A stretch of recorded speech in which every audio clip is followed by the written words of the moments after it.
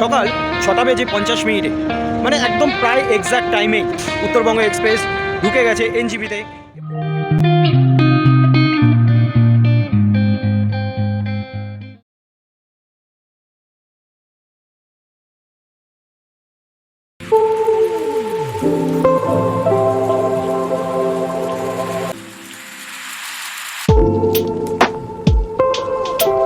একটা কথা সকলকে বলে রাখি, যখনই আপনারা এনজিপিতে নামবেন, মানে যারা ফার্স্ট টাইম আসছেন, যারা আগে এসছেন তারা এটা খুব ভালো মতো জানেন, যারা ফার্স্ট টাইম এনজিপিতে আসবেন তাদের একটা কথা বলে রাখি, এখানে কিন্তু নামার সাথে সাথে এখানের সমস্ত গাড়ির ড্রাইভাররা অলরেডি স্টেশনে থাকে। তারা নামার সাথে সাথে আপনাদের রিকোয়েস্ট করবে বা আপনাদের বলবে যে আপনারা গাড়ি নেবেন কি না, শেয়ারে যেতে পারেন বা গাড়ি বুক করে যেতে পারেন।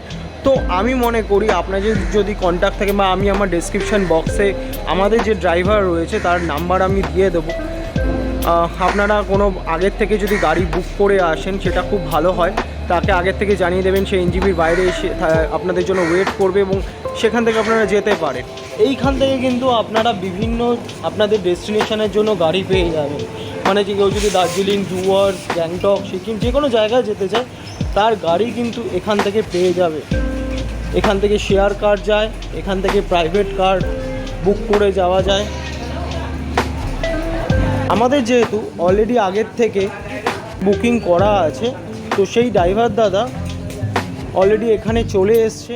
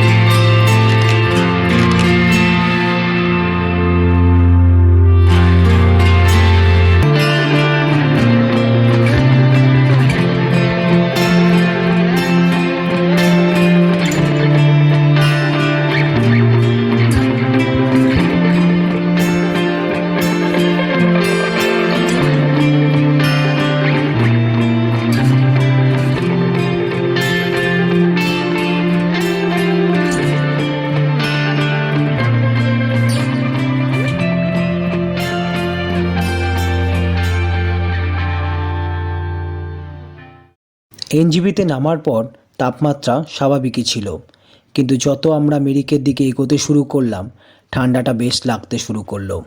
সমতলে যেখানে 17-18 ডিগ্রি তাপমাত্রা ছিল, মিরিকের দিকে যত এগোতে লাগলাম সেই তাপমাত্রা ক্রমশ 8 ডিগ্রির নিচে নামতে শুরু করলো। গায়ে পরে থাকা হালকা জ্যাকেটটা বাধ্য হলাম খুলে ফেলতে। মোটা জ্যাকেট, হাতে গ্লাভস চটজলদি গায়ে চাপিয়ে নিলাম। পাহাড়ি অঞ্চলের শীতের সময়ের ঠান্ডাটা উপভোগ করতে লাগলাম।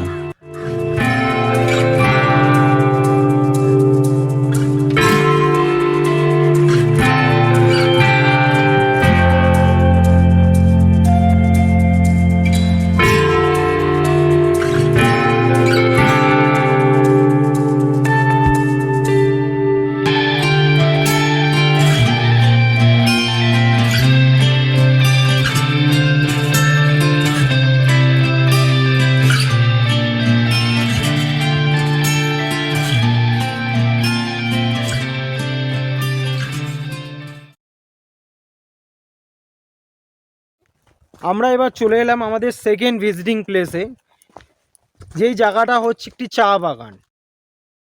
আমরা আছি এই মুহূর্তে গোপালধারা টি গার্ডেনে। স্কুল লাইফে ট্রি প্ল্যান্টেশন সম্পর্কে বইতে অনেক পড়েছি, কিন্তু কোনো দিন চোখে দেখা হয়ে ওঠেনি। আজ যেন একটা ইচ্ছে পূরণের অনুভূতি ছিল আমার মধ্যে।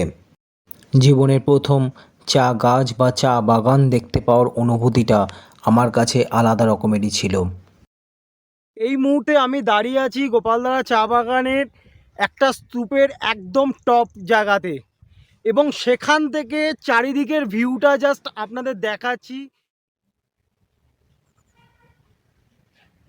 এই উচ্চতা থেকে জাস্ট চারপাশের ভিউটা দেখুন সবাই।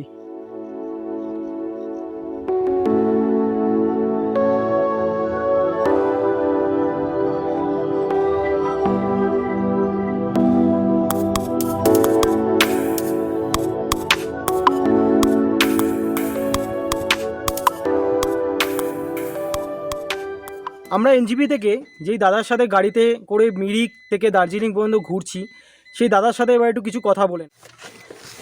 আচ্ছা দাদা, তোমার নাম বলো। সুশান্ত। সুশান্ত, তুমি এখানকারই লোকাল তাই তো? আচ্ছা, তুমি কোথায় কোথাকার ট্যুর করাও? আমরা সব জায়গায়, নেপাল, ভুটান, ডুয়ার্স, দার্জিলিং, সিকিম। আচ্ছা, তো তোমরা যে এই ট্যুরগুলো করাও এখানে, তোমরা কীরকম কি প্রাইসগুলো নাও? প্রাইসের কোনো ঠিক হয় না এই সময়, মানে অফ সিজন রেট আলাদা থাকে, সিজন রেট আলাদা থাকে। আচ্ছা তো মিনিমাম রেট দার্জিলিংয়ের ওই 2500 থেকে 2200 টাকার মধ্যে। আচ্ছা, তো তোমরা কি মানে যতজনই মেম্বার আসুক তাদের তুমি ক্যারি করতে পারো? হ্যাঁ। আচ্ছা, সেগুলোতে কোনো অসুবিধা হবে না? কোনো অসুবিধা নেই। আচ্ছা, তোমরা এই মুহূর্তে গোপালধারা টি গার্ডেনের ঠিক অপোজিটেই একটা ছোট্ট দোকানে রয়েছি, যেখানে ভালো কিন্তু দার্জিলিং টি পাওয়া। আমি একদম মেড একটা টি অর্ডার করলাম কাপে, দার্জিলিং টি। দেখছি এটা ফ্লেভারটা কীরকম। Very nice. দার্জিলিং টি যদি এখানকে একদম গোপালধারা টি গার্ডেনেরই একদম, এখানে যদি কেউ একবার এসে ট্রাই করতে চাও, এক কাপ ওরা 20 টাকা করে নেয়। आपका ये दुकान कब से है? दुकान तो हमारा 2014 से है। तो आप लोग यहाँ के लोकल है? अच्छा, तो यहाँ पे हम देख सकते हैं यहाँ पे बहुत सारा ये सब दार्जिलिंग टी है। अच्छा, आप मुझे थोड़ा गोपालधारा का। अच्छा, तो आप मुझे ना थोड़ा रेट बता दीजिए, कौन सा पैकेट का क्या रेट है? ये ग्रीन टी है 250 ग्राम 380। 380।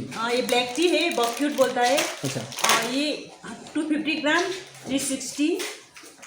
ये कोनल टिप्स है, ये 250 ग्राम 430। अच्छा, इसका छोटा 100 ग्राम में भी मिलता है। अच्छा। इसका 180 पड़ेगा 100 ग्राम में, ये 160 पड़ेगा 100 ग्राम में। और ये मीन रोस्टेड का है, रोस्टेड, ये 250 ग्राम 266। 260। और यहाँ पे सब प्राइस लिखा हुआ है, जैसे जो लेना चाहे। গোপালধারা টি গার্ডেন দেখে আমরা এগিয়ে চললাম ইন্ডিয়া নেপাল বর্ডারের দিকে, যেই জায়গাটাকে সীমানা ভিউ পয়েন্টও বলা হয়ে থাকে।